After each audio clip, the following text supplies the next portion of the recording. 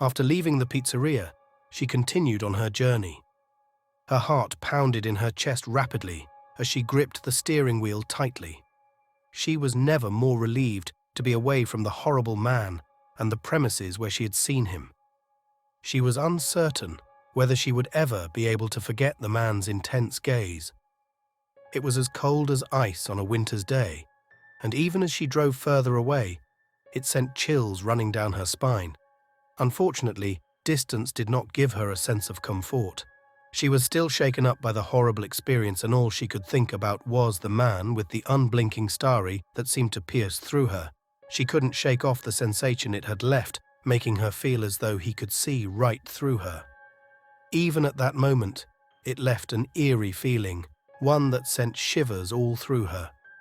She speedily carried on with her expedition, with the only thing on her mind was the terrifying stranger whom she wanted to get as far away from as possible.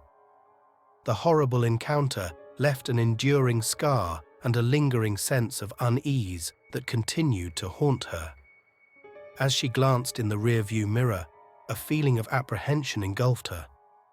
What was once a journey of freedom, discovery, and excitement has now become an isolated sweep of uncertainty and an ominous sense of dread that overwhelmed her.